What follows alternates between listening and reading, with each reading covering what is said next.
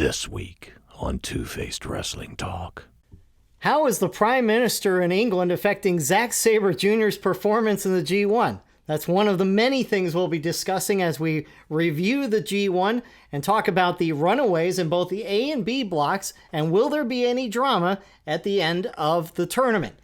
AEW is going on the air October 2nd on TNT, and now we know what some of the matches will be, and we'll tell you what we think about that first show. Also, Cody Rhodes tells his philosophy on how they are going to do the show for the fans they already have.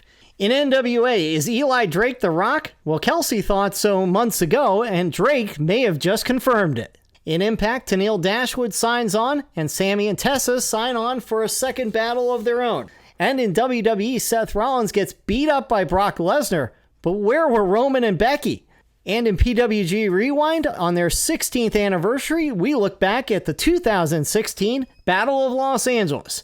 And we get you set for a special countdown of our top 50 favorite male wrestlers. All that and more next on Two-Faced Wrestling Talk. WrestlingInc.com brings you Two-Faced Wrestling Talk, the podcast that goes beyond WWE and goes in depth on NJPW, AEW, ROH, PWG, and more. Also featuring fun pop culture and wrestling crossovers, listener Q&As, and extended discussions about wrestling topics past, present, and future. Now, here's your host, Kelsi. Hi, and welcome to Two-Faced Wrestling Talk. I'm joined, as usual, by my co-host, Paul. This is true. I am here. I don't have anything snarky to say. I don't have anything, so. Nothing? Nope. That's disappointing. Whatever. I guess we'll just get right into plugs before we move into wrestling talk. So you guys can find me on social media at SuperKickinIt, SuperKickingIt, and you can participate in polls that I put out every now and then, like one I just put out this week about who you guys thought was the MVP of this year's G1 so far. So some of the choices included Ishii, Ospreay, and there was a choice that said other, and we're going to read some comments later that you guys left for us. And you could easily choose any of those guys because they've all been great. Yeah, and there was some really good answers that weren't included in our poll because they only let you put 4 choices, which really is annoying sometimes when you just want to put more choices. But where can they find you? I'm on Twitter at PeopleRun88. A lot of football talk will be on my Twitter feed here in the next few months now that the season is kicking off. It already started with LSU. Yeah, covered with LSU's first arrival today. Watching the Hall of Fame game as we do the podcast. So football's here. I guess. Whatever. It's here. I'd rather it be hockey season. Yeah, well, that's not far off. I know. I can't wait. And we've got tickets to see the Bruins. We do. Yeah, so I can't wait. Exciting. It's going to be flippin' awesome. Before we move into wrestling talk, I do want to give a special thank you to our sponsor, who means the world to us, Wrestling Travel. You guys, please support our sponsor if you want to support us, because the only way they can continue to support us is if you guys support them. It's a whole big circle of life. Yeah.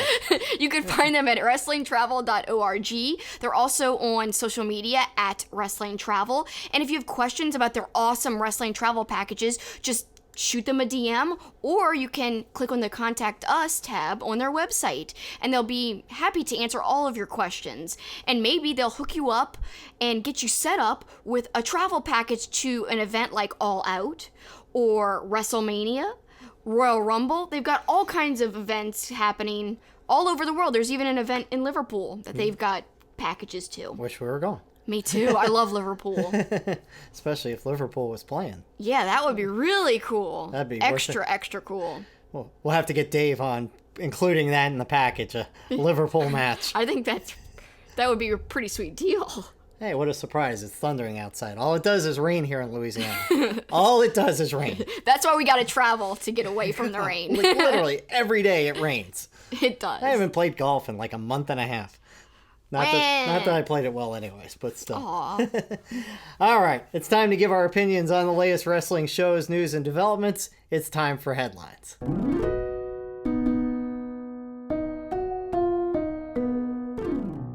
And last couple weeks, we've saved the G1 for the second block, so this week we're going to kick off the show with G1 talk. We're now more than past the halfway point.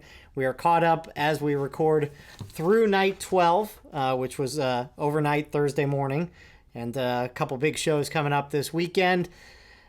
Overall thoughts on it, I don't like, and I know you don't like, the level of separation. Like, it feels like the both blocks are over. Now, that because of that probably means something surprising will happen here, but there's still some things left to play out, but I feel like, especially night 12, all the results to me kind of felt obvious.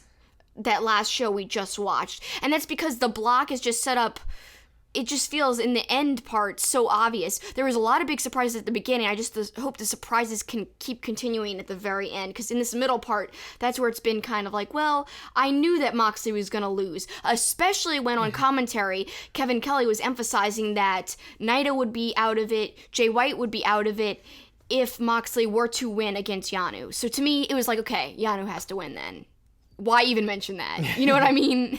There's no way they're going to have Jay White and Naito out of contention this early on. There's just no way. It had to happen that Moxley was going to lose. How'd you feel about the loss? You thought it was ridiculous. It's ridiculous. But there's always one Yano win in the G1 where he beats somebody surprising. So it wasn't a huge surprise. I don't even have a problem with it, except I don't like that Moxley's first loss in New Japan comes to Yano. That's my only problem. If Yano can outsmart Suzuki, then I'm cool with him beating Moxley. Come on. Suzuki's like the baddest guy on earth. He is, but so Moxley ain't nothing compared to that. So I'm okay with Yano beating him, and I love Yano, so. Well, we picked up with night 9, which was A block action, and we watched it on New Japan World. Our buddy Trace watched it on Access Saturday night. We've been trying to get Trace, who's been a longtime supporter, into watching the matches and watching. We're like, he's watched WWE, and we're like, you got to give New Japan a chance. You're going to be watching the same exact show we're watching. Just give Access a chance and watch it. And of course, his stream of consciousness during the show was so funny right off the beginning. When Ibushi takes on Archer, he's talking about Ibushi's body fat. He's like, this dude's got like 3% body fat, unlike that guy Samoa Joe, you know? So he's twice taken shots at Samoa Joe. He thinks Samoa Joe is a thug. But now he thinks everybody's thugs. Yeah, well, that is true, too. It's really fascinating to see the thoughts of an outside person who has never really known wrestling in an in-depth way. Right. To see that new perspective is actually quite fascinating, because a lot of people grew up as fans. Other people like myself and now Trace come to know wrestling later in life, and so they have a little bit different perspective. Like, but mine, I don't think I was asking things like he did. Like, well, the thing is, Trace. I don't know. Trace approaches it like he's viewing actual sport. Like he's watching a football game, you know. Are there no rules? What is going on? So that's the funny part with him is I think he approaches it from watching it like a real sport as opposed to, you know, honestly, what it is. It's just so fascinating to see his comments on it. It's like really entertaining, almost as entertaining as the wrestling, just because a lot of wrestling fans don't have that outside perspective of people who are trying to see it for the first time. I gotta say, the thugs with sticks. He commented, there's a legit comment that Trace said, and it's the greatest comment I've ever seen. I love it. It was the second match, which was Ospreay and Fale, which was a fun match, and he was not a fan of Fale having Jado out there and Chase Owens. Say the whole paragraph about how hard it is. So here's the running stream of consciousness from Trace. Ospreay is gymnastic. Ospreay is a bad actor with the ridiculous facial expressions. Disagree. Not a fan of the thugs with sticks. So I was getting angry. Kelsi was getting angry at him because you know how she loves Ospreay. I don't like this guy's thug's helper. Isn't it enough that Ospreay has to go against a 355-pound fat bastard? Fale, That was Trace that said that. Not us. Not us. We love you. Yeah, we love that you came on our podcast. Yeah. We are not calling you a 355-pound fat bastard. We're not. Trace is. It's scary. Why would you say that? Well, because we saw him in person. He could have crushed us. I'm going to throw Trace under the bus. I don't want Fale mad at me. Me neither. He was smoking a really big cigar. It was so cool. What the hell do you guys want? That's what he said to us. He's like, already I don't like this Fale.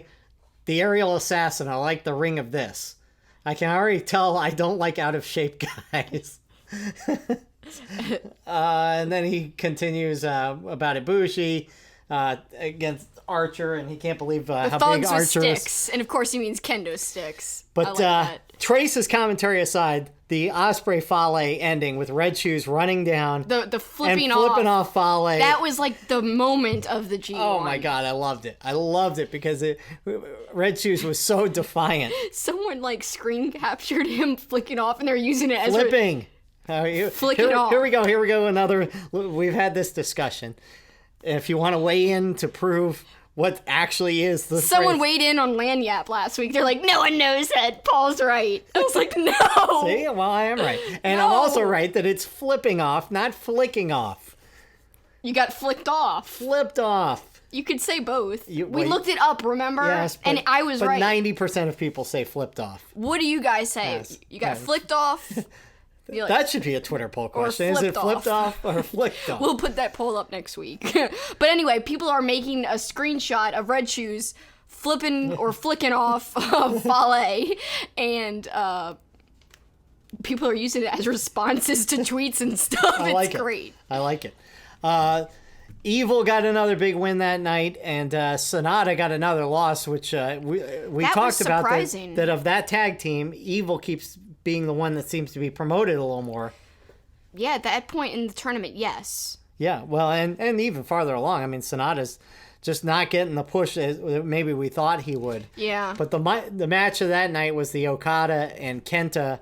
I thought that was entertaining, and I'm glad Okada won. Yeah, I am too. Secretly. Although I don't want Okada running away with it, but yeah, I liked him beating Kenta. I think it had to happen, in my opinion. Yeah, I think that's the way it had to go. And, you know, they teased the GTS a couple of times. Okada blocked it, and then he escaped the GTS and hit a tombstone and then a Rainmaker, and that's how he won. I just like it because Okada represents what New Japan is, and Kenta already beat Tanahashi, the ace. So I feel like if you had him beat Tanahashi and Okada, to me, that's head-scratching, personally. Yeah. I'm not saying that he can't win still, but to me, it's like Okada's probably pretty high up there, hard to beat. I don't know, these blocks, it just seems like there's a big gap between the leader and everyone else. It's going to be hard. Night 10, Gato beating Yano, which eventually... Goto, yeah. Gato, Tongue we're going to talk about a lot here in a bit as well, as he had an entertaining portion of Night 12. Juice and Ishii. That was one of my favorite matches of the tournament. And you remember, we were talking about how brutal some of Ishii's matches have been. And I thought he had some extreme chop and strike exchanges with other people. But then when it came to this Juice match, I counted how many times Juice almost hit his finisher, but then Ishii wiggled out of it. But what I didn't count was how many times they chopped and exchanged forearms in the ring. It must have been like 100. And the headbutts. Oh, the headbutts. But how many times do you think they had the exchanges in the ring with strikes? Countless. Like hundreds? I don't know. It felt like at least 100. But like as I said, Juice attempted Pulp Friction 4 times in the match. Yeah, you went back and counted that. Yeah, I did, because I was like, man, it had to be 4 or 5 times. He set it up, and then Ishii just kept wiggling out or moving away, and I really liked that. I thought that was one of Ishii's best matches, but again, every Ishii match is like, whoa, how can it get better? To me, he is the top MVP, and we'll talk more about other people's opinions on who the MVP is of the tournament. But that was a big win for Ishii and kind of set Juice back a little, because I thought maybe they were going to kind of push Juice into a position of maybe winning the block, but now I don't think that's the case. And, as we'll mention here in a minute, it's kind of wide open as far as everybody in second place, because everybody's got a chance, but Moxley's going to have to lose like 2 out of his last 3 for anybody to be in it, which he could. And he probably will. But the thing is, he's already gotten past some of the heavier competition in that block. So I don't know. You would hope they're at least going to make some sort of drama where he at least has to win his last match or something. But we'll see. I think one of my favorite parts of the tournament is when Kevin Kelly was poking fun at Tai Chi. He goes, "Thanks for the house, Tai Chi." And that's actually, if you guys have been longtime listeners of Kevin Kelly's commentary, he used to say that about the Young Bucks all the time back when he did commentary, even in Ring of Honor. He would say, "Thanks for the house, Bucks." And also, they were talking about as Tai Chi comes to the ring, such an effortless singing style. As we know, he just lip syncs, flipping Tai Chi. He's the worst. And not even close lip syncing at that. But Cobb needed to win that one. I'm glad he did. That match against Tai Chi. Jay White kept his winning streak going. And then the match of night 10, and really just a great match, was Moxley and Naito. It was so good. Oh, it was so good. So much mocking going on. So much baiting, too. Just Naito approaching the ring like a snail, going so slow. Slowly undressing. That was hilarious. And then, remember you were saying he was... Oh, that's right. He was acting like he was nervous. They even Yes. said that. He played up like he was nervous about facing Moxley. Then Moxley mocks Naito's pose in the center of the ring. Of course, another Red Shoes interaction that you love, where he bows and says sorry about fighting on the outside to Red Shoes. Yep. No, I love Moxley's had such great interactions with Red Shoes. It's been so funny to see that interaction. And Moxley's just had great interactions, period, throughout this, with the crowd, with Shota Uno, with the everybody. Also, the disgusting extreme spit exchange. Oh, Well, okay, the first one, they both spit in each other's faces, but then there's another one. Remember, you were like, oh my God, he just spit so much into, I think it was Moxley's face. Yeah. It was so much. There's no doubt about it. Some great brutal moves in this. The biting. The biting. I mean, it was fun. But in the end, Moxley would prevail. With 2 Death Riders. Yes. To put away Naito. Yep. I'm glad it didn't take just one. No, but the highlight may have been the post match, the presser that Moxley did with Shota. Oh God, it was so great. Just kind of making Shota do the promo with him. Mm-hmm. It was just amazing. Their chemistry is wonderful. Wow. Of course, the whole relationship came back to bite him in the butt when Yanu taped both of their feet together, kind of causing Moxley to lose the match, essentially. But I've really liked their relationship. I think it's a great story, and it just has come around so organically. We always talk about organic things in wrestling are sometimes the best things, and their partnership and relationship is definitely organic to me. No, he's got Shota bringing the belt with him all the time. He calls him Shooter. And like you said, he had him do the promo. And I think Shota just said, Moxley will win the G1 or something like that. And Moxley's like, he's a real panty dropper. Yeah, that was awesome. So that was tremendous. Another great promo, Zack Sabre Jr. just losing it, throwing a chair, using a chair to walk back to the back so he could do his interviews, talking about, I can't concentrate on the G1, the Prime Minister. Yes. The Prime Minister. This is all I can think about. People were making GIFs and memes out of it. Somebody put him hitting Homer Simpson in the bathtub with the chair that he was actually using in the promo backstage. It was great. He was laying on the floor. He's like, you guys don't understand. I'm worrying about my country here. Right. And then he was saying and then even the commentators even talked about it. He's really bothered about this new, I think his name is Boris Johnson or something like that. I don't know, but apparently he's a clown. Yeah, he is kind of a clown. That's what at least you told me. Well, I just watched a feature on him on Last Week Tonight, and he's a sneaky, smart clown. Yeah. Kind of like some other people. Yeah. So, it's actually really funny because he was like, yeah, y'all all will be laughing when the economy fails, the world economy. He's basically saying, this dude's gonna make English economy go down, thus making the world economy go down, I really liked it. I thought the ZSJ promo was just out of the park, awesome. And it explains why he's doing poorly. It's such a unique, weird, how many times do you see wrestlers get political like that in storylines? Right. So to me, it's what a unique way to explain his loss. But yet, after all that, he beats Ospreay with what I thought was really cool, how he reversed the Stormbreaker into a submission. And that was after he had caught Ospreay's shooting star and turned it into a triangle. So I thought this was a really fun match because they know each other so well, and the ZSJ reversals of Ospreay's moves were really good in this. And I like how they emphasize how they did know each Right. other a lot on commentary and how they've met up so many times. I thought it just led to great chemistry in the ring, which was no surprise. Another one of the more entertaining matches through the first 12 days, I thought, was Lance Archer and Kazuchika Okada. I thought it was just so... I mean, Archer is not going to win the G1. Right. But he has had such a great G1. He's been entertaining. He's shown his athleticism for a 6'8" guy. He's shown that he can be a star as a singles guy. He's not just a tag team guy. To me, he's in the top 4 MVPs of the whole tournament. Like, I think he's done so well. Every match he's been in, he's had some kind of interaction with the crowd. Like, oh my God, talk about the kid. Oh my You just, because he did this a long time ago. Yes. And then you're like, I wish he would terrorize kids again. And then it happened. I know. It happened.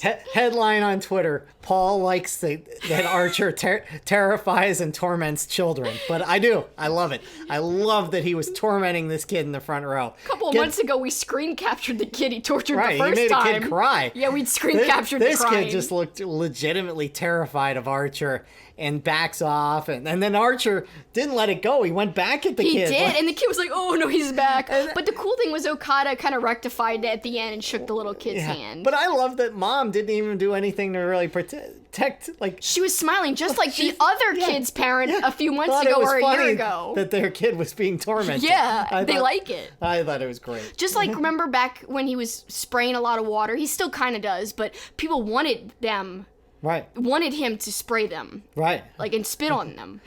They thought it was funny. They want to be a part of the show. I like it. I mean, I would think it's fun to be a part of the show, so. I thought the other thing that was great, and Okada is just fantastic, but when he hits the first Rainmaker on Archer, and he's shocked that Archer doesn't go down. Yeah. His facial expression was so good. Yeah, Okada's facial expressions are really good and subtle sometimes. In any match. Yeah, no, he's just such a consummate pro. I like Okada so much. But again, I wish he didn't have such a commanding lead in this, but it is what it is. So then Kenta loses for a second straight match as Sonata does get a big win there. And that is surprising, and I even said, like, this is dumb, because it doesn't matter for Sonata. Right. I mean, it's great for him that he's not totally deflated in the tournament, but I just don't understand. So now there's a even bigger gap between Kenta and Okada. Mm-hmm. So there's not even like the illusion he's going to catch up to him because he already lost against Okada. Right, so he's got no chance, basically. Yeah, it just feels like, oh, it's less competitive now. Yeah, it really... Well, I think, I think it's going to come down to, now that Ibushi's at 8, Okada's going to have to drop 1, and at least it would make that last match in the block, Kota Ibushi versus Okada. If Ibushi wins, it would have a chance to win it all. So I think that's the hope there, that maybe they're going to build that last match. You would think that Okada's got to lose one of his next 2 so that match means something. I just think it's too soon for Ibushi to win and to go on a main event for Wrestle Kingdom. Like, I'd rather see him go after the IC title again, go after Naito, hold that for a while, and then get elevated. Yeah. It just seems too soon. Maybe. Personally. Like, I'd rather see Naito get that spot.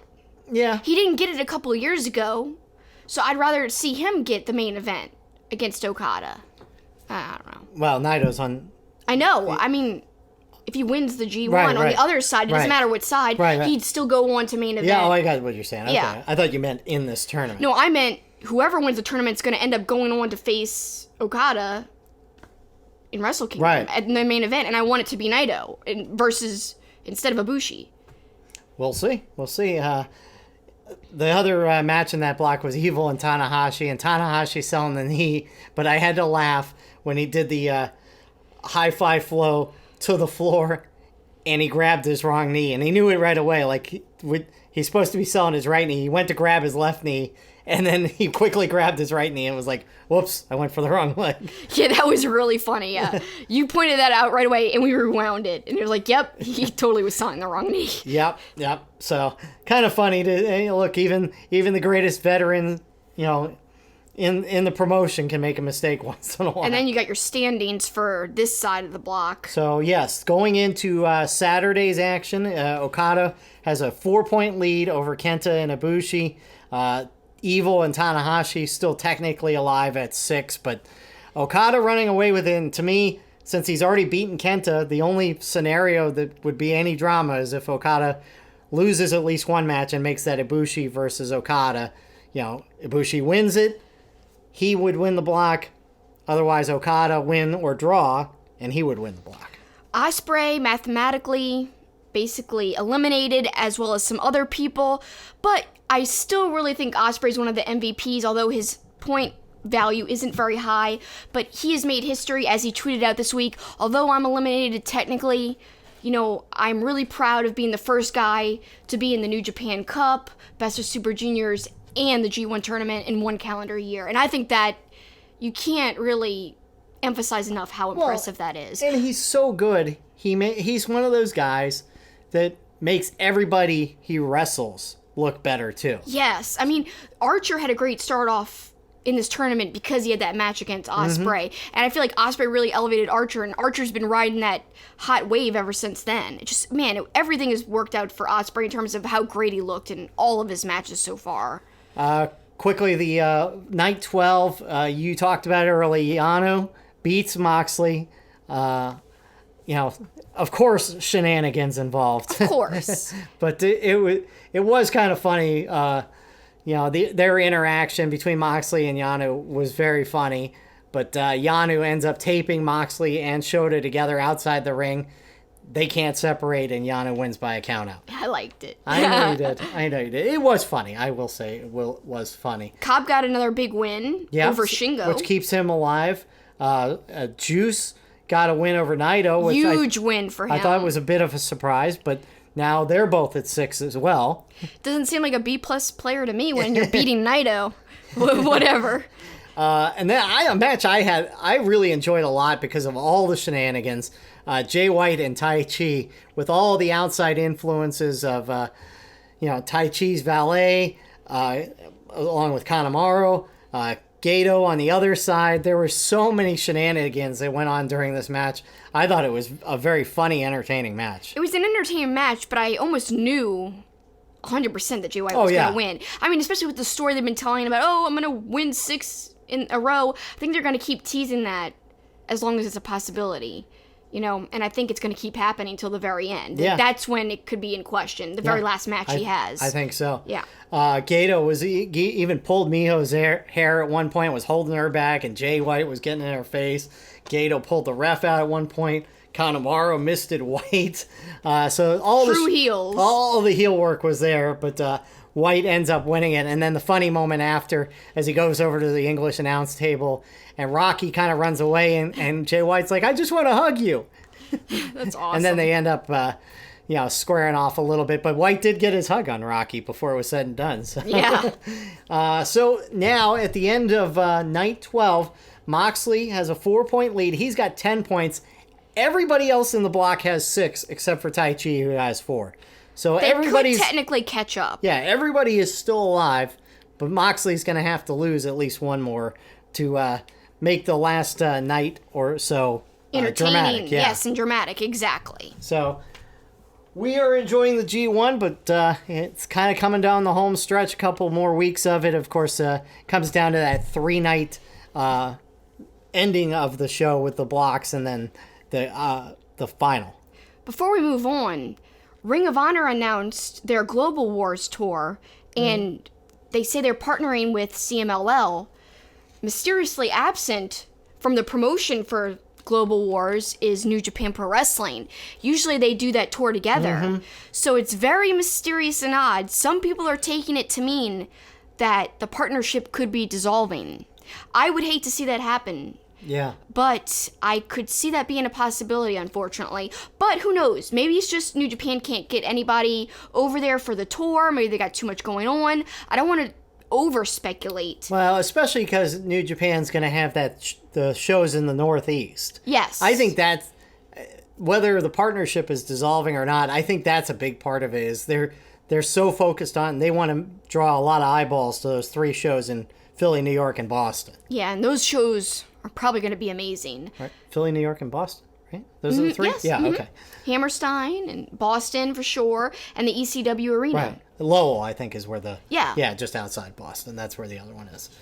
Shall we move on to AEW? We shall. All right. We've got a lot of miscellaneous news about other promotions. AEW announced a lot of stuff this week. They had a Road to All Out video, a new one. It's the third video. And, of course, we saw Shawn Spears and Cody Rhodes sign their contract to have a match at All Out. And that was really well done, kind of building their story together. I liked it a lot.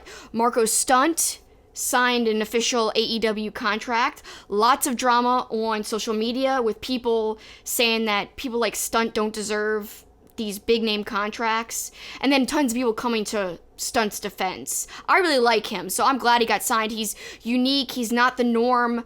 I think that makes him special. I don't think that makes him less than. I think it makes him more than, actually. But who wants all wrestlers to be the same? But what is his role going to be? Is he going to be knocking off, big guys, or is there going to be a cruiserweight division or a light heavyweight or whatever they want to call it?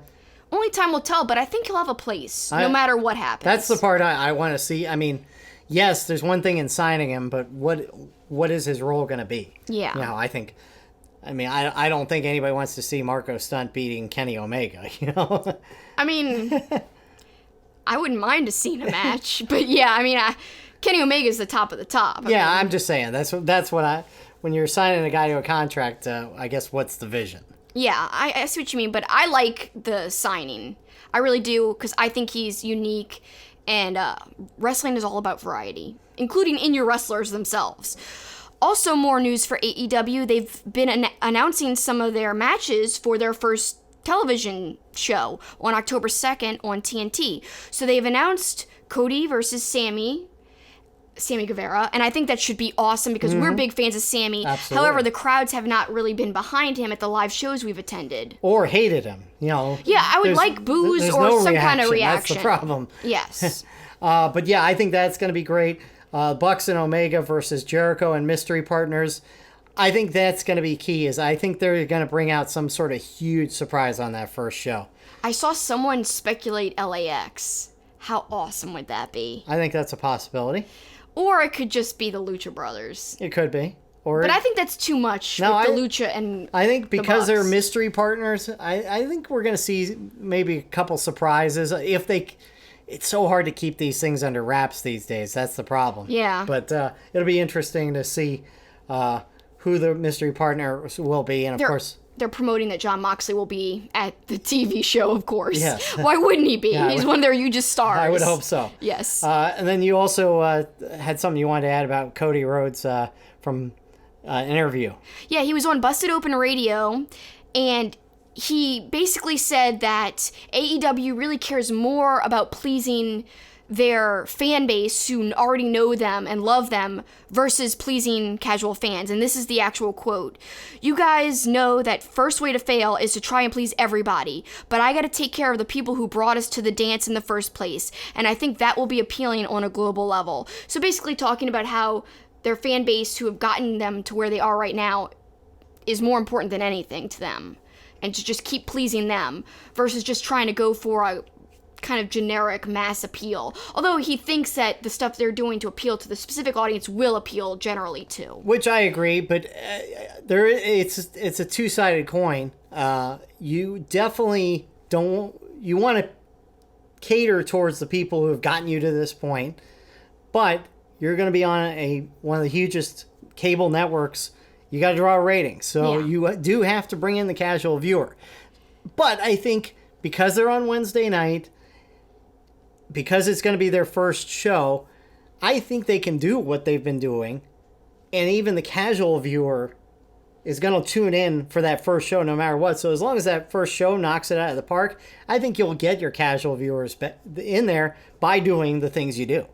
I agree with you on that for sure. And no matter what happens, I'm really intrigued at the first show. Because I think they're going to go huge. But how will they keep sustaining from there? That's the big question. Mm-hmm. How will they do on a weekly basis? I'm really interested to see how it all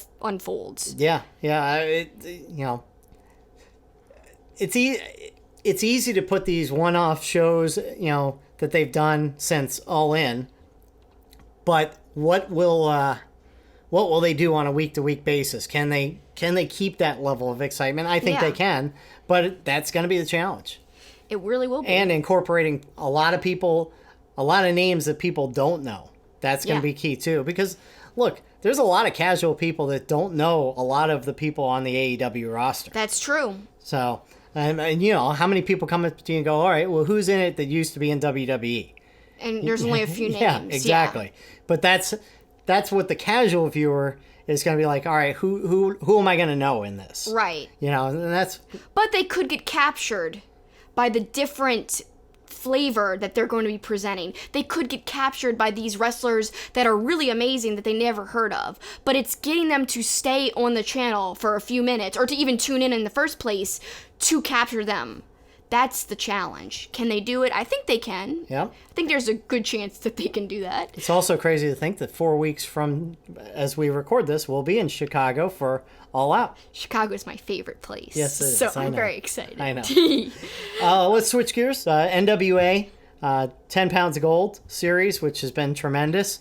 Focusing on Eli Drake this week. Yeah, I didn't know much about Eli Drake before watching this video. I gotta say, it's the 56th episode of 10 Pounds of Gold. It's called The Launch of Eli Drake. And I just really think they gave some great background information. They talked about him teaming with Brian Cage in the past when Cage was a lot smaller. They talked about him working with Paul Bearer, all kinds of stuff. And he started naming his Mount Rushmore of wrestlers. And who was at the top of it?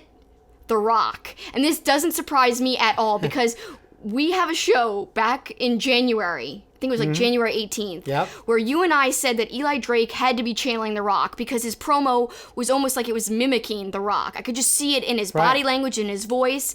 And here you go. He's saying that the top of his Mount Rushmore is The Rock. And I'm like, oh my God, that makes sense. Yeah, no, and he also liked Ric Flair, right? So yeah, there's a part in the video where they're showing an old NWA clip, and it's almost like he's mimicking Ric Flair. So I think Eli Drake is kind of taking, which I think is great, taking some of the best things he likes about his favorite wrestlers and weaving it into his personality, and that is what makes Eli Drake. They showed that point like 100 times in the video. They showed the point like they couldn't have showed it anymore. 400 times. Eli Drake. But yes, you get all the credit. You said he was like The Rock, and sure enough, now there's a method to the fact that he's like The Rock. I'm so surprised that I noticed it. No, and I made the connection. And you were dead on. I really was. I can't believe it. Other news and other wrestling promotions. Impact had some big news.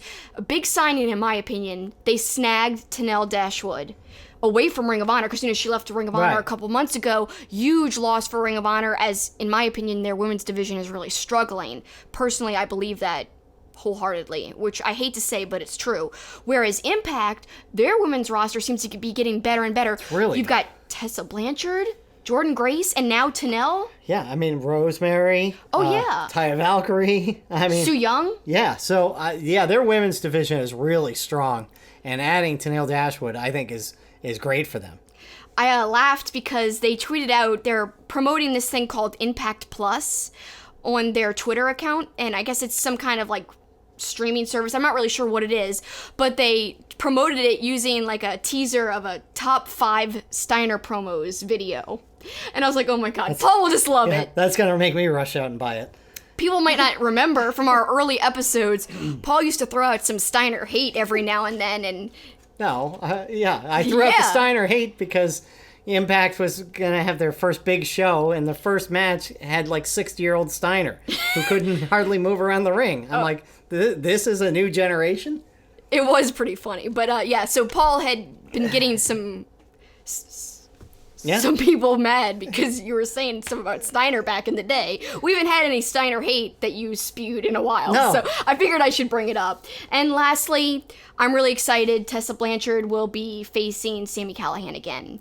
And that will probably have already taken place by the time some people have watched or listened to our podcast, because it's happening on Friday. A little bit of disappointing news coming out today as well. Last week we talked about Wrestle Circus closing their doors. Now Defiant Wrestling, which you mentioned Liverpool. We saw a Defiant show when it was What Culture. Pro Wrestling. Yeah, WCPW. Now they're going out of business as well. I'm so bummed because, honestly, we saw one of our favorite shows ever. Oh, I mean, that show had the Young Bucks, War Machine, Osprey. Jay Lethal was even there. Marty Scurll. Yeah. So Marty Scurll making a surprise appearance. Right. That was really cool. God, so many great matches that night. That was truly one of my favorite shows of all time. And it was back when they were known as WCPW, and then they later changed to Defiant, and now they're out of business, which is really surprising to me. They kept getting big names. It was sold out when we were there. It was packed. Yeah. It was truly one of the greatest days, like one of our best trips ever. A great day overall, and one of the best wrestling shows. So really sad to hear this news. I'm going to miss that. Yeah, disappointing for sure. And then there's one little miscellaneous note you wanted to touch on as well. Some Joey Ryan stuff I wanted to throw in. Actually, we're going to be talking about Joey Ryan later on when we talk about PWG. But for now, he actually is getting a lot of play on YouTube. His match against Miranda is over 4 million views on YouTube right now in less than 2 days, which is higher than some of WWE's YouTube content, which is really insane when you think about how Joey Ryan doesn't have the massive global exposure that WWE does. How is he drawing these numbers? Right. I don't know, but it's kind of awesome, and it's also ironic because earlier in the week, Jim Cornette was giving Chris Jericho some gruff, I guess, about having Joey Ryan as a guest. Like, couldn't you have found anybody else? I could have gotten you anybody who respects our business more than that clown. And then Joey Ryan responded, and him and Cornette had a crazy back and forth. In fact, I will read some of it. Yeah, I mean, before you get to it, I'll just kind of weigh in on Cornette. Go ahead. I think a lot of it is shtick, obviously, to kind of keep himself relevant, for lack of a better term. And look, there's no doubt he is living in the 80s and late 70s, and it doesn't seem like he likes new wrestling. It just doesn't seem like he likes it. Now, I think that's a great niche for him to have. It's a character. Be the antagonist. Yeah. And look, I think maybe a lot of people went back and watched this Joey Ryan match because of the stuff in the news with him and Cornette. So in a weird way, Cornette may have even helped Joey Ryan get more exposure. It's all very ironic. It's crazy, actually. So Jim Cornette started off by saying, "Chris, if you're that hard up for guests, I can get you some bag boys from the local Kroger. They have more respect for our profession and look more physically intimidating than the half-baked brown and serve roll covered in pubic hair you just spoke to." Then Joey Ryan said, "It's more my profession than it is yours now, bud." "Sorry, Skippy, you're wrong," says Jim Cornette. "Number 1, you have to be professional to have a profession. Number 2, you have to be good at it. Number 3, I still make more money and have more fans than you ever have or will. Number 4, down deep, you know all of this, which is why you cry at night." Joey Ryan saying, "You sure about that? I seem to remember you no-selling me when I challenged you to compare tax returns." And he actually quote tweeted the tweet in the past where he did say, "I'd be willing to compare tax returns" to Jim Cornette. Then Jim Cornette says, "I no-sell all your bull, just like all the other guys who tried to work with your embarrassing little gimmick should." Embarrassing gimmick, Joey Ryan says? "I remember when you tried to become the dick guy, but much like your booking of ROH, you can't get anything over." And then the last thing that Joey Ryan said, "I'm 20 years in, independently wealthy, respected by my peers, respected by legends, and changing the business forever. You scream blank sucker and mother effer into a microphone in your basement. It seems like you're the only one angry here." First of all, let me go on a side tangent. What is with all these wrestlers talking about how much money they have? Have they all turned into rappers? I don't know. That's like what rappers do in their music. Talk about how many Benjamins they have. That's what's going on with these wrestlers. Everybody's talking about how much money they have. Well, Jim Cornette kind of started it. I know, but Seth Rollins was talking about how much money he makes, and somebody else recently. Well, Renee just said the checks keep coming. Yeah. She didn't talk about how much money she makes. People were accusing her of doing that. But she wasn't. She was just trying to say. Clearly, these two are talking about it. Yes, you're right. They are. A lot of people are talking about it. In some areas, people think that's a measure of success, but whatever. I don't necessarily think that. I don't get paid anything. I think I'm great at what I do. and humble, too. Whatever. I don't have any confidence in anything except I know I'm good at my job. No, the Cornette thing, look, he, like I said, he inadvertently probably drove more eyeballs to this Joe Ryan match. So, it is what it is. Yeah, I knew you were going to say that. But good for Joey Ryan, I guess. Yeah. Then let's move on to WWE to close off this segment. You wanted to talk about Sasha Banks. Mysterious gif she tweeted out of Naito, like, walking really slow to the ring. Why'd she tweet that? People were speculating, is it because she's going to come back as a heel? Or is she just messing around and tweeting out wrestlers she likes? Well, she is sitting at home doing nothing, apparently. Well, she's having some fun. We can talk a little bit about Raw and SmackDown and some of the highlights, I guess. I thought the Gauntlet match to start the show was really good. Well, actually, they started the show with the 24/7 championship, but I'm so over that. Some people love it. I know. We say that every week, but to me, it's goofiness, and then the whole Maria Kanellis emasculating Mike Kanellis. That was so weird. I don't like any of it. I think it's. I mean, I don't know. I mean, I can't believe they're getting paid. They re-signed to do stuff like that. I mean, Mike Kanellis is basic. I mean, look, he's getting paid. They're making good money. They're both getting paid by the WWE. Yeah. So I guess you do what you got to do. But he can't be thrilled with this storyline. I mean, I don't think she's even thrilled with it. You wouldn't think. I'm sure she's not. I'm sure she kind of feels weird about it. Yeah. But yeah, she did say on Twitter, like, it's a character, because people were calling her out, like, do you really want to be portrayed like this? She's like, it's character. Right. People know the difference between a movie and real life. Then she actually said, do you think people really think Jack Nicholson is, she said something like Joe from The Shining. It's funny thing is, his name is Jack in The Shining. Jack Torrance. But we'll let her pass on the name of the guy in The Shining. But I get the point she's trying to make. Right. It is valid, a point. I thought the tag team triple threat match was really good, but zero buzz for the OC or the Revival. So, again, WWE, even when they do well on a tag team match, their crowd isn't as receptive as the AEW crowds are going to be for tag team wrestling. So I don't know how WWE fixes their tag team problem, other than one thing for sure, as I've mentioned multiple times.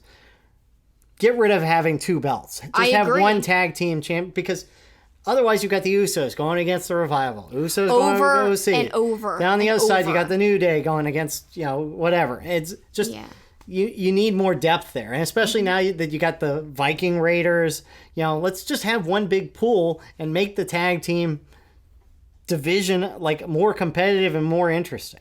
Definitely. So, but then your argument would be, or other people's argument would be, oh, there won't be as many people featured.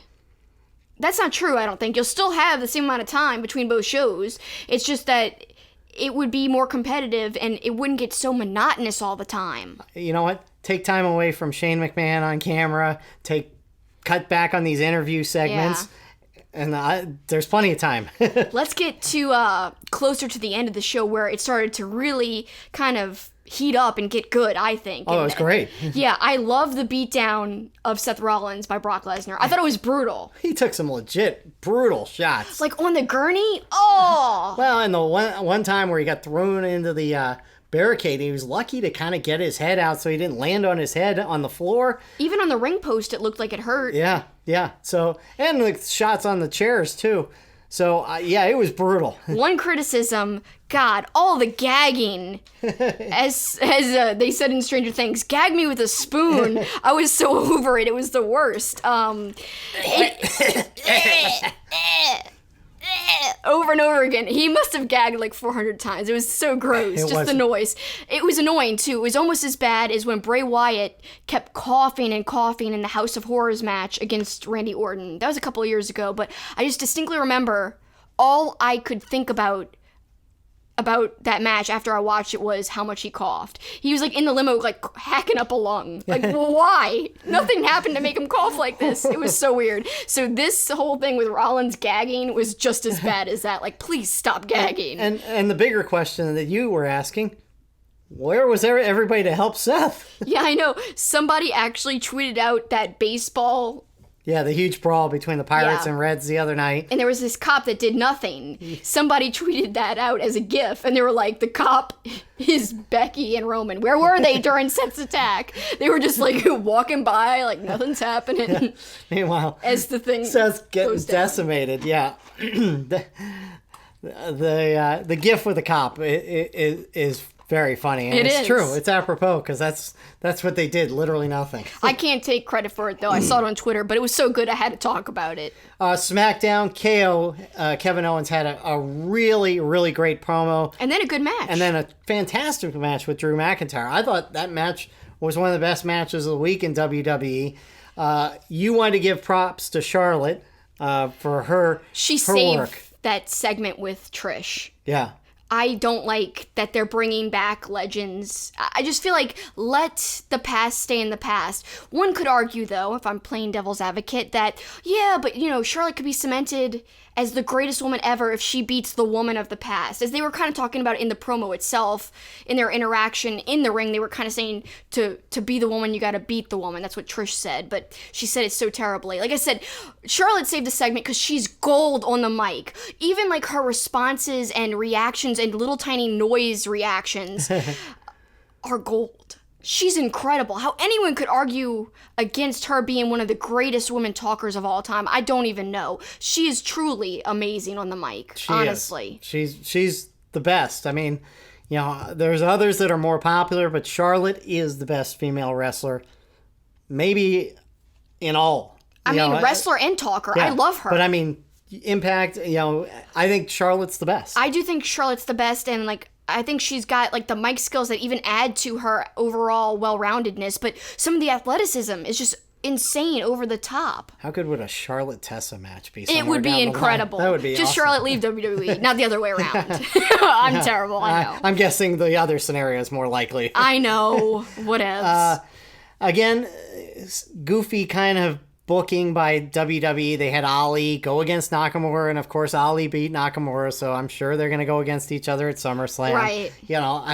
I get that Ali wasn't supposed to face Nakamura this past Saturday on that show in Nashville, that Finn Balor was sick. So, it was probably out of necessity that it ended up that it was back-to-back shows, but still wasn't a big fan of that. Me neither. The RKO promo I thought was really good, as was AJ and Kofi, although as good as WWE is on their product, the directing in that match was so terrible. They missed so many things during that. I don't know what the heck was going on. And then at the end, the attack on Roman to end the show. So absurd. They took 6 different angles. It looked like they just repeated what happened. Did the stuff fall down twice? That's what it seemed like. And there just happened to be a camera in the thing that was, it was just... It was terrible. You should have had one camera kind of with what they should have had is one camera with the reporter waiting for Roman, and then you see it happening as the camera guy whips around. That would have made it more dramatic. Having 6 camera angles for something okay, we know that this is going to happen. For as good as they are at production, this is puzzling. Yes. Why did they shoot it like that? Why? I have no idea. It's horrible. They could have done so much better, and they have done so much better in the past. So that's why I'm what the heck? One final thing I wanted to talk about, and probably a lot of people didn't even see it. We talked about AEW kind of announcing some of their TV stuff. We saw the first bit of Fox promotion of SmackDown moving to Friday during the MLS All-Star Game Wednesday night, which I'm sure very few of you saw, especially with all the lightning delays. It ended up being so late, but they had Finn Balor on in the pregame show. And as you would imagine, it was a little awkward. Not on Finn's part, though. No, Finn was great. I thought Rob Stone was great. He seemed like he knew what he was talking about, but some of the other guys kind of were just... It was a little awkward. They were fed info, and that's going to... I can't wait to see what it's going to be like during football season with Joe Buck reading promos during football and stuff, and how much they're going to rotate wrestlers into these Thursday night broadcasts. That part's going to be interesting, but this was the first step in it, and I thought it was actually pretty good. And the funny part was there was all sorts of pyro going off in the stadium, and it was ironic because they kind of said, it's like WWE, but of course WWE doesn't use promo or pyro right now. So it's not like ironic. WWE. Not anymore, Yeah. No. But man, what a testament to how much of a professional Finn is. Because even though, they were kind of laughing about wrestling and almost kind of making light of it, Finn really went with the punches. And something you could say about WWE wrestlers, they're really good at PR. Oh, yeah. They're really good at making the media rounds. And that really showed in this Finn guest appearance. Yeah, and they tied in his, love of soccer and loving Tottenham and stuff like that. Yeah, so it worked. Yeah, it was good. It was it was the first bit of real promo I've seen from Fox, ahead of this, which they're coming up in October, I think, as well. Right. So. Meanwhile, though, TNT is tweeting all the time about AEW. They're really promoting the heck out of it. Yeah, it's going to be big. It's going to be huge. Yep, it's a big thing for them. And again, we talked about that last week, sandwiched inside their NBA schedule so they can do some cross promotion too. And they probably will. Yeah, I think that's going to be really interesting. And we've got more interesting stuff to come. Yeah, when we come back, we're going to be doing my favorite segment, PWG Rewind. We're going to take a look back at a past PWG show in honor of their 16th anniversary, which just took place. And we will get you set for a special 2-part segment that we're going to tie in next week and the week after, and we'll give you all the parameters of that when we come back. Two-Face Wrestling Talk is proud to be sponsored by Wrestling Travel.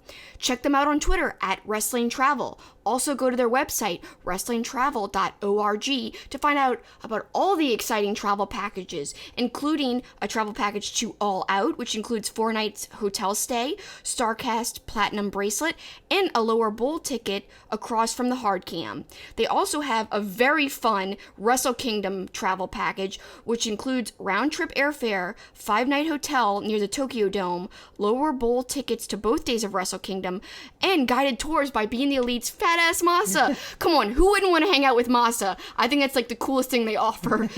You get to have some time with him, meet him, interact with him. He'll literally be hanging with you.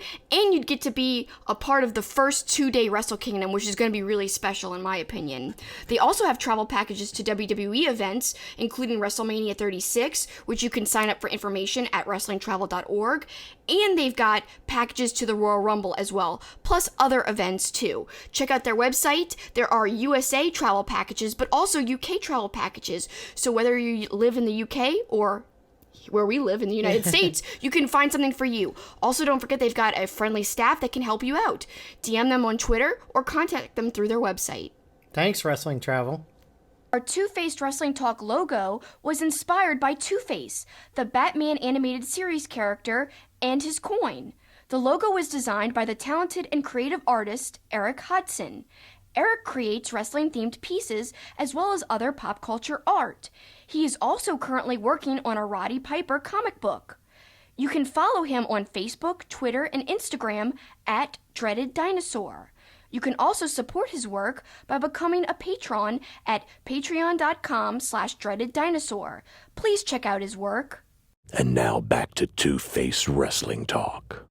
All right, it's time for your favorite segment. Yep, PWG Rewind. Back in my day, video stores told you to be kind, rewind. Well, we're taking their advice. We're kind, and we're rewinding by taking a look back at PWG through the years. It's time for PWG Rewind.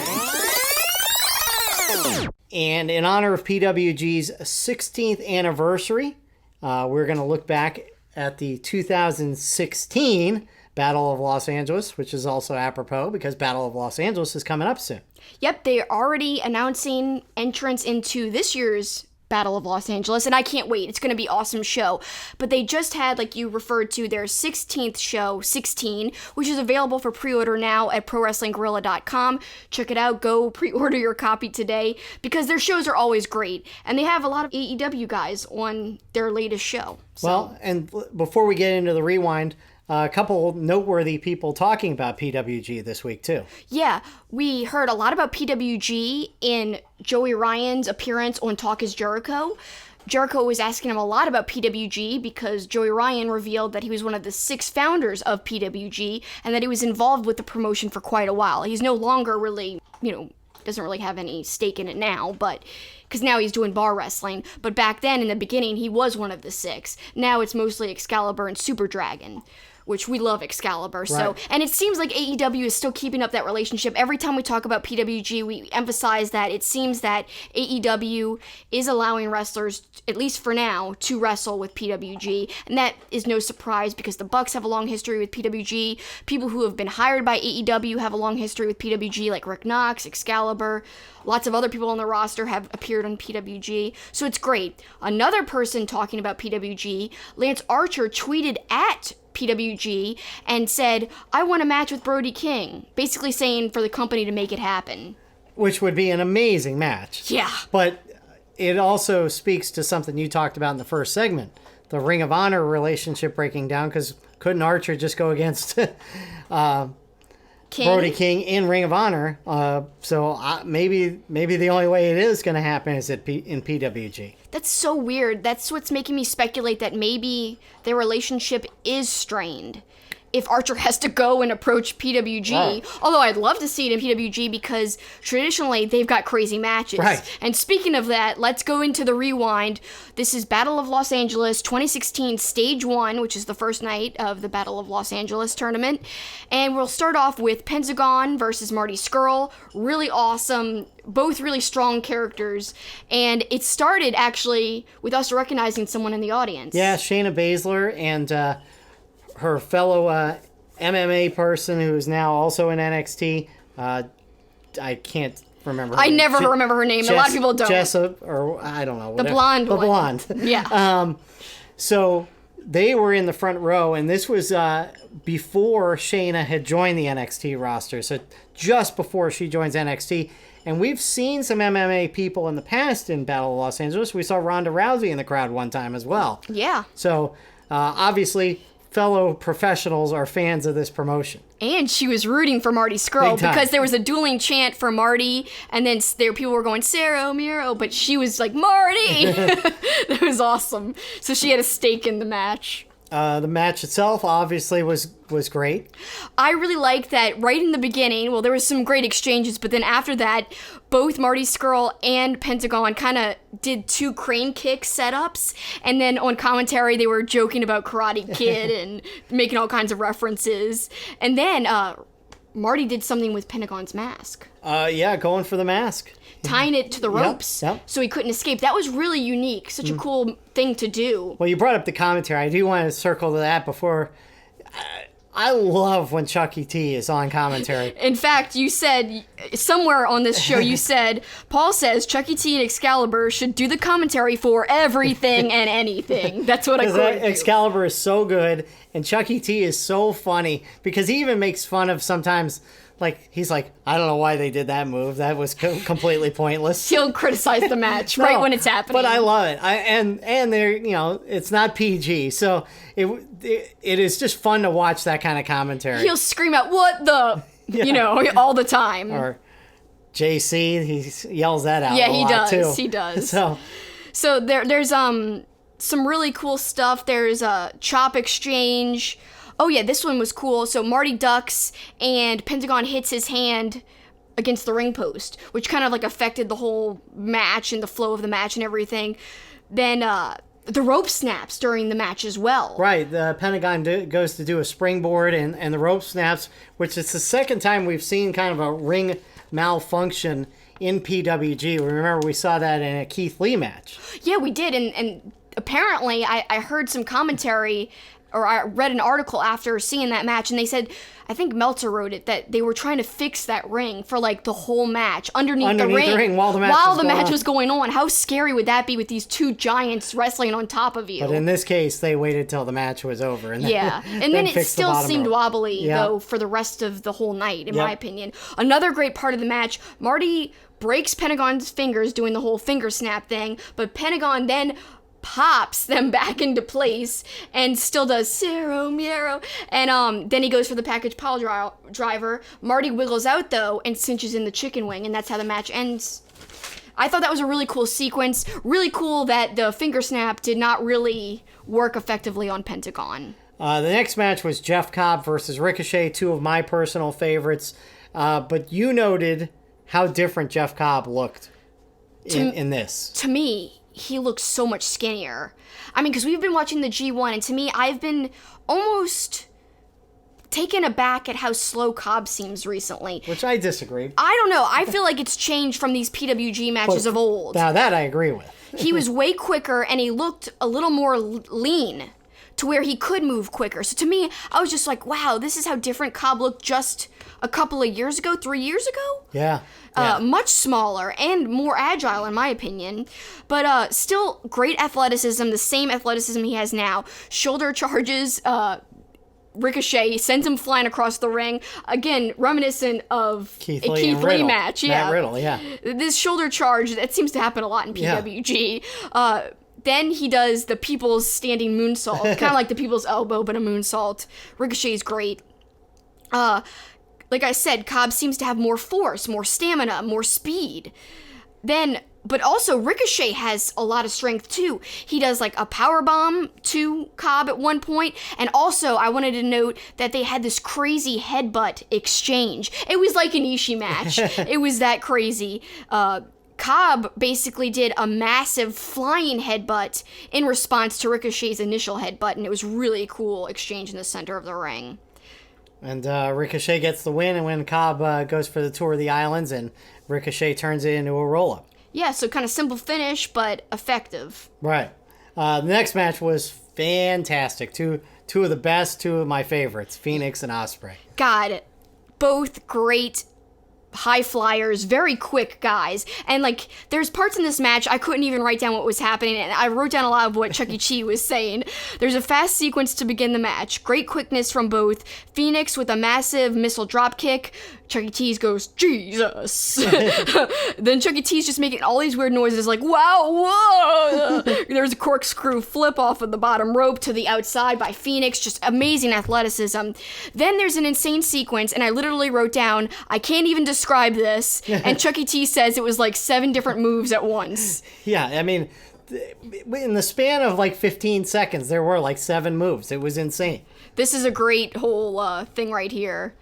One-man Spanish fly off the top. They both land on their feet, though, and Chuck E. T says, what the... Like I said earlier, he actually said it. Yeah, because that was insane. I've never seen that, where both guys land on their feet on a Spanish fly off the top rope.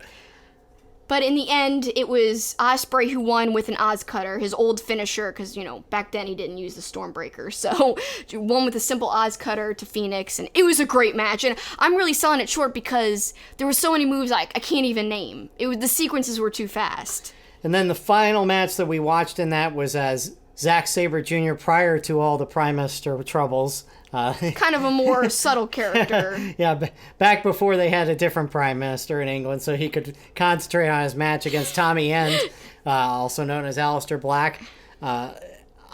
Again, Tommy, fantastic, but ZSJ was awesome. They were both really good, and what surprised me was how much emphasis commentary was placing on Tommy End and his kicking and his effective, kicks and strikes. And, they still emphasize that now in commentary, but what I find interesting is that I've heard on Killing the Town, Paul Lazenby kind of criticize Tommy End / Aleister Black, saying like he shows no real knowledge of kickboxing, right? Even though they claim that he is a former kickboxer, but in this match on commentary they're saying that he's a kickboxer. Right. They're saying how he trained, and he really does seem to have really effective kicks. To me, the kicks seem even more powerful in this match than they do now in NXT. So maybe he doesn't have the true technique of a kickboxer or whatever, and maybe that part is maybe a little hazy, but there's no doubt that he is awesome with his feet. And he does it now in NXT, and he did, 3 years ago in PWG. To me, it seemed really sharp in this match. Like, there could be no question that he was really good at kicking sequences. So again, there's trading of kicks going back and forth between ZSJ and Aleister Black, aka Tommy End. It's funny, not only did Cobb look different back in 2016, so did ZSJ. He looked a little more muscular. Yeah. Now he's very, very skinny, but here he had a little bit of muscle. And there was a great moonsault off of the top to the outside by Tommy End. There was a great couple times where he did double stomps. ZSJ actually asked him for more kicks. Yeah. We kind of see a little hint of, the smarmy ZSJ that we get now. Yeah, the defiant. Yeah, almost like the cocky ZSJ, like, come on, kick me, I can take it. I liked that a lot. Very good character work. There, again, another great strike and kick exchange by both of them. ZSJ doing more of the striking, Aleister doing more of the kicking, of course. Then, in the end, Aleister goes for Black Mass. It wasn't called that back then, but he missed. And then he also missed a double stomp, so ZSJ actually submitted him in the end. So, again, what we tell you all along is PWG is such a great vehicle to watch some matches that, are dream matches you think now but have already happened. And it gives you, the background of somebody like Aleister Black, that he was great before he even came to NXT and now WWE. He did it in PWG, and so did Zack Sabre, so did Ricochet. Matt Riddle. Yeah. So check out PWG, Battle of Los Angeles coming up, and then their 16th anniversary show is coming out on DVD. Yeah, check out both of those things. Yeah, I always buy the Blu-ray, even though I think the difference is minimal. I don't think there's really much of a difference at all. They get a few extra bucks, and I'd love to support them, because how many DVDs do you think they still sell? Do you think they still do well? DVDs are going down with people. Yeah, but if there's nowhere else to watch it, because there is the online site, but those are so old. Yeah, so, like to get the new one, you have to get the DVD, and I think that's smart by them. Kind of still drive the DVDs because it's more money for them than people buying the streaming on the High Spots network. So yeah, definitely check it out, and check out what we do next week on this show. It'll be our 50th episode. 50th next week. Episode on Wrestling Inc. We've done more than 50 technically, like you said. Before Wrestling Inc., we did a couple, and like at least 20. And it doesn't include a special live podcast we've done, right. But 50 actual scheduled Wrestling Inc. podcasts. Pretty good. So we decided we were going to rank our 50 favorite wrestlers, and I got to emphasize the word favorite. Doesn't mean they're the best, doesn't mean they're the most talented, whatever. It is our 50 favorites. And we each made up a list to compile the names, and we had an overlap of 38 or so. 38 about, yeah. So we had to come up with, we had like a little draft of people from each other's list on who would round out the 50. So some on this list I wouldn't have put on my personal top 50. And some on your list I wouldn't have. Exactly. So we came to a compromise, and we've got 50, and we're going to tease it now. We're going to tell you the 50 wrestlers we picked, but we're going to start ranking them next week.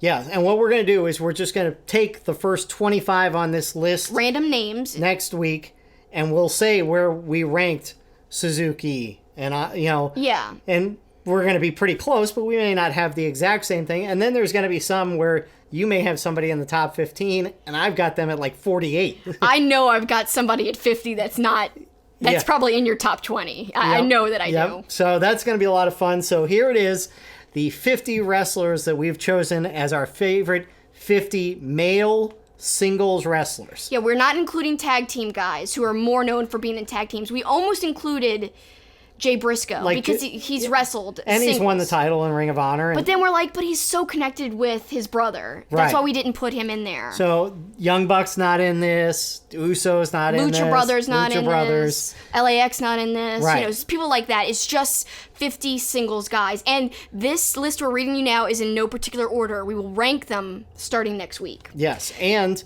when it's all said and done, we're gonna want you to tell us your 5 favorite male singles wrestlers on Twitter, and we'll read some of those submissions in a couple weeks. What people submitted for their 5 favorite, not best. Male singles wrestling. Favorite. Not best, not greatest. They're just personal favorites. It could be anybody. Right. So here's the list. You want to just alternate reading through these, or how do you want to do the first 25. All right. So again, this is not the ranking. This is just the list of names.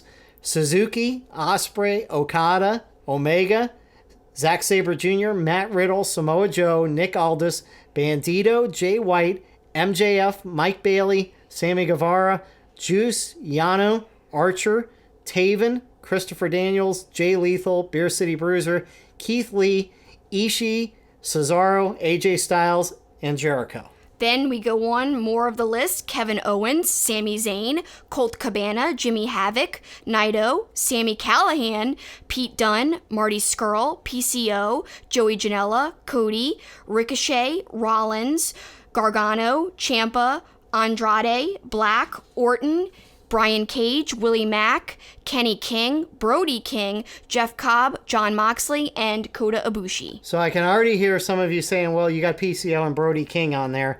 But I think even though they are a tag team, I also think of them as singles wrestlers. I think of them more as singles because they haven't been a tag team that long. Especially Brody King, because of what we've seen him do in PWG. Exactly. We saw him as a singles guy first, right, you know? Right. So that I knew when we did that list that would be, well, I thought you guys weren't doing tag team. They weren't. They haven't been for very long, whereas the Briscoes have been a tag team forever. Right. 11 title rings. Right. Come on. And the Bucks have always been a tag team. So I'm sure there's some that you can't believe aren't on our list. These are the people that just barely missed out being on our list. A couple of these were literally down to a little deliberation. Yeah, like Shane Taylor, I would have put him on my personal list. Joey Ryan, I like him a lot more than you. Tanahashi is great, but he's not really in our 50 favorite. Again, emphasizing favorite. Liger just missed the list because he's kind of near the end of his career. I do think he's an all-time great. If this was my all-time favorite or greatest list, he would definitely be on the list. But as of my top current 50, he's about to not be wrestling currently. So he didn't make the list. Dragon Lee, go ahead. Yeah, a couple guys I had on my list initially that we kind of paired off. Dragon Lee, Roosh. You had Dalton Castle. I had Michael Elgin. I had Sonata. I had Brian Malonis, yeah. So those are some of the ones that are honorable mentions that if the list was 60, then they would have made it. But yep, because that's 10 right there. That would have been an extra 10. But then there would have been 5 other honorable mentions. Yeah. We could. That's like the NCAA tournament. You can keep expanding the field, but there's always going to be somebody that's mad that they're not in there. You couldn't put the Lucha Brothers on there, or they would have been on there as singles guys, because they have wrestled single, but again, they've been known as a tag team for a very long time at this point now. And I think we're going to do, somewhere down the road, we probably will do our 20 favorite tag teams. Yeah. And our favorite 20 female singles wrestlers. So, yep. Yeah, this is just the start of that. But should be fun discussion next week. And speaking of discussion, you put out on Twitter a poll who has had the best matches in the G1 so far. There have been so many great matches. If your choice isn't listed, like Okada, then comment below after marking other. And the choices you gave were Ishii, Ospreay, and Moxley, and other. Ospreay won just barely with 35% of the vote. Moxley with 32%. Ishii with 28% and 5% other. How did Ishii come in third? He's my top guy. How did he come in third? Well, and look, again, we said it earlier in the show, Lance Archer deserves a lot of praise for what he's done in this tournament. So let's go through and take a look at some of the responses. At Sir Weaselton, I really hate saying it, but Tai Chi is actually bringing it every match, enjoying his matches. I agree with you. I thought that Tai Chi Jay White match, as I mentioned earlier in the show, was very entertaining. Our good friend John at Big Paws on a Pup said, #Yanu forever. Yeah, you feel the same. He hates juice, though, so he would have never put juice. At Zach Shee 130, he says Ishii, that dude is adapting to everyone he fights. He brings out the best in all of his opponents. You agree? I do agree, 100%. I do too. At Super Dave 39183 says Lance Hoyt, also known as Lance Archer. I definitely think that's very true. Every one of his matches has been really good. Lots of personality. Phil at Cronebone, Yanu, but seriously, probably Ospreay. At BIF4 Wrestling, I have enjoyed Sonata a lot more this year than in years past. Yeah. He has done well, but his point value doesn't show that, though. No. Sam Brown says, and he's at Sir_Samuel, I would say Okada ultimately.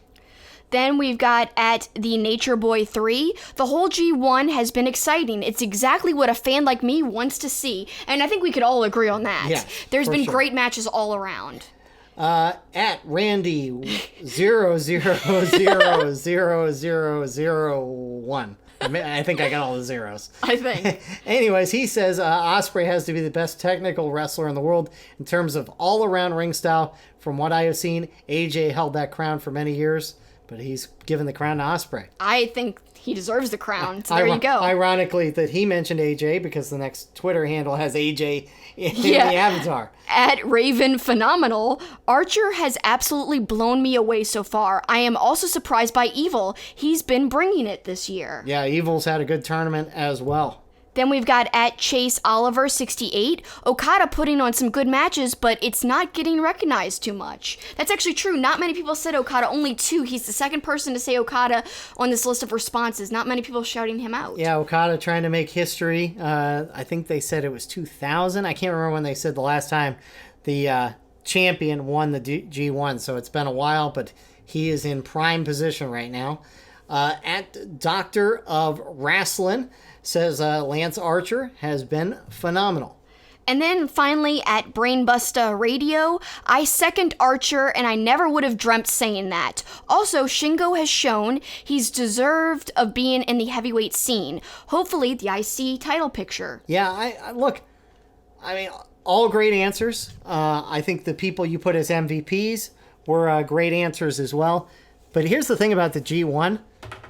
There's not really been many matches that didn't hold our interest. There's been a couple where you just kind of, especially after 3 or 4 days in a row of watching, you're kind of worn out from watching. But, I mean, the matches have been so good, whether it's Ishii, whether it's Archer, whether it's Okada, whether it's Ospreay, or anybody else, Moxley, Naito. You know, I mean, it's been so many good. Great guys. I mean, you got the best of the best wrestlers in the biz. That's why I wish the point totals were closer together, because I think on paper it looked so even that it seems like it should just be a hodgepodge where everybody is really close going into these last 3 matches. I know, I do wish it was closer, but I think it will get closer and closer. I think they're going to make it more dramatic near the end. Gotta, at least on one of the sides. You can't have 2 runaways going into the final 2 nights before the final. I agree with you 100%. And finally, I want to do my closing out the show. Want to end with something super positive. I kind of want to do this sporadically every now and then. I want to shout out my favorite tweet of the week. And this week, the tweet is by Caprice Coleman, someone we love from Ring of Honor, on commentary all the time. I was doing my edit reel the other day and came across a great interview I did with Caprice Coleman. He's so fun and funny, full of life, and he's on Twitter at Caprice Coleman, and his tweet was, "You've heard no so many times that when you hear a yes, you question it. Stop it. You deserve this. Walk in it. Yes. Hashtag Colemanism." I just thought it was a super positive tweet, and that's my favorite tweet of the week. Seems like that should be from the pulpit. Yeah, Coleman's Pulpit, which he used to do all the time back on Ring of Honor's YouTube and on their TV show. Haven't seen it in a while, though. No. He even interviewed himself. That was great. Which is my favorite. And you interviewed him. I did, and we talked about him interviewing himself. We also talked about how I gave him a short interview, and it was great. It was like I was on the pulpit. I love him so much. He is great. And you're great, Kels. Great job on the show this week. Really? Thanks. I made the outline. I did a lot of work. Yes, you did. I did. Again, next week we will have more G1 talk. We will reveal 25 of our 50 and where we ranked them. We're looking ahead to SummerSlam's not far away either. So it keeps on going. It does, and the G1 finals are just around the corner. Yeah. I can't wait. I think another Ring of Honor show is coming up here shortly, so plenty for us to talk about. And again, like we said earlier, only 4 weeks out from All Out. Yeah, and we've got access to the Kenny Omega movie, so we should be watching that in a few weeks and giving our review and thoughts on it. Yep. So lots to come on Two-Face Wrestling Talk, but that's it for our show today. We do want to thank you for lending us your time. We know it's valuable and we appreciate it. But until next time, that's it for us. That's the finish.